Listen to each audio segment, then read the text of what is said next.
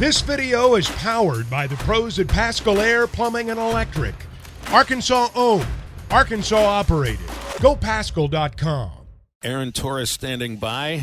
News broke earlier this morning that the ACC is bringing in Cal, Stanford, and SMU. Apparently not all the school presidents, enough of them have decided to bring him in for one reason or another. Money, numbers, I think, are the reason behind this. Aaron Torres, I've been talking to you in college sports now for, I think it's been 9 years, something like that. Within the last year, where you live out in Southern California, you now have Big Ten schools all around you and ACC schools to the north. And, man, things are just a little bit different than when we ever started talking to each other about college sports, and that wasn't too long ago. Yeah, I went to bed last night in Big Ten country coming off that Nebraska-Minnesota game, and I woke up in ACC country today, baby. That's right. Listen, it's so funny, even for me, I'll tell you, like, being a UConn alum, like 6 weeks ago, it was like the idea that UConn would want to join the Big East, or the Big 12, to protect the conference and to do it strictly because of money. That was like, oh, my goodness, how could UConn ever dream of such a thing? And then now, 6-8 weeks later, it's like college sports has turned on its head. So, listen, I don't even know what to say, guys. That isn't a super cliche, obvious take, but it's disappointing. It's sad. It's so far removed from everything that it was ever intended to be. And it's a bummer. And lastly, and then I'll throw it back to you because I know we got a lot of stuff to talk about. But, I go back to what Chip Kelly said the day after Oregon and Washington left the Big Ten, or for the Big Ten. And he said, guys, Notre Dame is independent in football, and all of their other sports are in the ACC, a conference that geographically makes sense for them.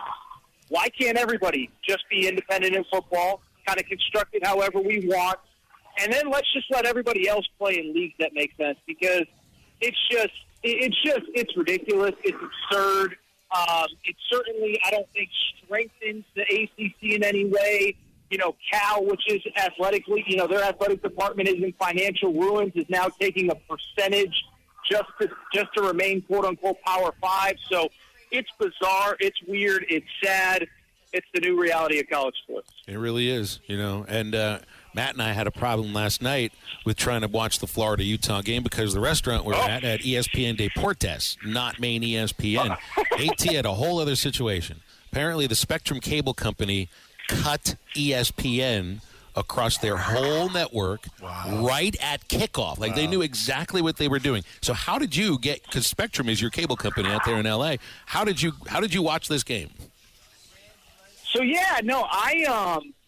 I'm one of those old school guys that I still pay for cable, and it's really for sports. It's because when I want to watch 3, 4, 5 games at a time, I don't like multiple screens, and I don't like flipping and moving out of apps and this and that. So anyway, it was interesting because the games all start, and I have Fowler and Herbstreit for the pregame, and then all of a sudden the screen goes black, and I just assume it's something wrong with my TV, whatever.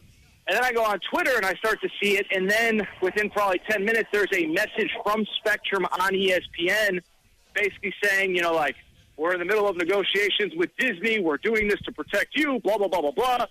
And I just know a lot of people are furious, guys. I was furious. I called and tried to be calm. The lady on the other end probably had already dealt with a lot of calls, and I tried to politely explain to her, I'm like, just tell your bosses and your bosses' bosses. Sports fans don't really care. They just want ESPN. And I think the ironic part about it is, even if you don't have cable now, you had cable at some point. And we all kind of understand the cable bundle is kind of a ripoff, right? You pay for a bunch of channels you don't want. So I tried to tell her, I'm like, sports fans don't care about paying an extra $3 for ESPN when we got to pay, $200 for a bunch of channels that we don't want. She did not take that message too kindly.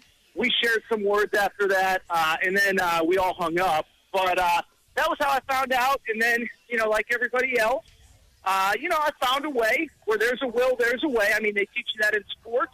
I'm not really at liberty to divulge my secrets, but let's just say I did find a way to watch that abomination of a game that was Florida-Utah. Yeah. Is Florida that bad this year? Is Utah an actual title contender? Could Utah be in the Final Four this year?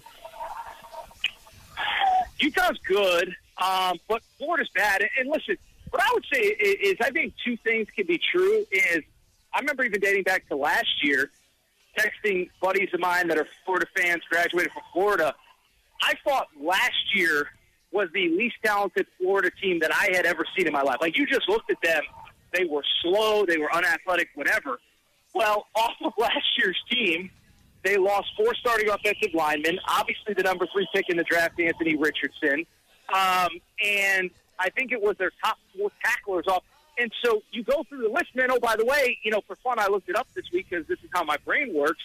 The Athletic put out a list of the top 100 transfers in college football this year, and Florida didn't have a single guy on it. So you weren't good last year. You lost most of your best players, and you didn't bring in any good players. And so, I think my reaction, Matt, is I think some of this is on the previous staff. There's just not a lot of talent in that locker room right now. But also, Billy Napier has had, really, if you think about it, 4 transfer portal cycles, if you include both winter and both spring cycles, and really hasn't done very much to upgrade the talent there himself. You look at what Hugh Freeze did just in the last 6, 7, 8 months at Auburn. I would argue, I don't know, brought in significantly. I think Auburn will be better in year 1 under Hugh Freeze than Billy Napier in year 2. I think he did more in the portal in 6 months than Billy Napier's done in 18. So I think Florida's that bad. I don't want to dismiss what Utah did, but I think it is worth noting. Utah didn't only not have their starting quarterback. They had an all-conference tight end that wasn't playing. Their best defensive lineman wasn't playing. And their best linebacker got hurt on, the first series of the game, and Florida still got their butts kicked. So I just sit there and say I think it's going to be a long year for Florida, and I think Billy Napier next year, I don't want to start speculating too far ahead, but I don't think it's going to be any better this year. They went 6-7 last year, and I think he's going to have a lot of pressure this offseason. Aaron, I think I've sort of come to a conclusion on my expectations for the Razorback football team for this season. Sure. I was going to wait until the day before the season, and I think this is going to be a good football team, and I think locally. That's the thought. Maybe optimism is a reason why, right? Well, we got Aaron brings that up. One of our starting linemen's from Florida, right? Like they came over here and playing for us, and I think our offensive line will start to gel and kind of like what Aaron's saying too. You kind of got to wait about 3 weeks, 4 games to kind of really tell on these teams. I think that the team is going to be better than before just on paper, but I think that you could probably say the same thing about a lot of teams on the Razorback schedule this year. You pay attention to this team, I think, a little more so than a lot of the other national media. What are you thinking the day before the season starts? Well, I think, a couple things stand out. Obviously, last year from a win-loss perspective, it went down a little bit. But obviously, KJ Jefferson got banged up right in the middle of the year. And so I think when you look at the SEC, and I think any level of football, if you trust the quarterback, that's a great starting point. And so I look at the schedule, and Auburn, first-year transfer quarterback. Ole Miss, I know Jackson Dart, I guess, is the guy, but Lane Kiffin brought in 2 transfers this offseason. So clearly if he had, implicit trust in Jackson Dart, then he wouldn't have been so aggressive in the portal. Florida, obviously I know is a cross-division game this year, speaks for itself. So I think for me, it starts with just having back KJ Jefferson, having back Rocket Sanders. We know how good the run game has been since Sam Pittman took over. And again, you have that quarterback that you trust. Now, I know you guys are probably at the spring game or practices or whatever. You guys know more about all the transfer wide receivers than I do, but obviously you look on paper, a bunch of big kind of physical guys that kind of fit in the mold of what Sam Pittman's done in the past. So, I'm intrigued. Let me just put it that way. I'm very intrigued, and I'm kind of with you. Is I think because there wasn't that splashy, super big name in the portal like a quarterback or whatever, it just feels like Arkansas's kind of been under the radar, right? Auburn has been in the news every week because of some of their stuff. just because of their transfer, aggressiveness. Alabama hasn't figured out a quarterback, so we're talking about them. LSU, there's a lot of hype, so we're talking about them. And it just feels like Arkansas is just kind of lying in the weeds. And I think this time of year, and it's a cliche, Phil, but like you said, we've been talking college sports for a long time. Sometimes when you're not being talked about at all this time of year, it's a good thing. And I think for the Razorbacks, it probably is a good thing heading into 2023. Yeah, we'll see how they hit on their portal, guys. I'm excited to get to watch them play, too. Hey, Aaron, speaking of LSU, this LSU-Florida State game, who do you see coming out on top in this one? Yeah, this is my kind of bold take for this weekend. I think Florida State actually wins pretty convincingly. And it's not that I think LSU is bad. I've always been a big Brian Kelly guy. I've said it a million times, but I was at UConn when he was at Cincinnati, and so I've kind of followed his career for like 15 years now. But to make a long story short, I just think it's a bad matchup for them. I mean, listen, late in the year, LSU couldn't stop anybody on the ground. Arkansas easily could have beaten them. A&M kicked their butt at the end of the season. And then obviously you play Georgia in the SEC championship game. That's a little bit different. But they couldn't stop anybody on the ground.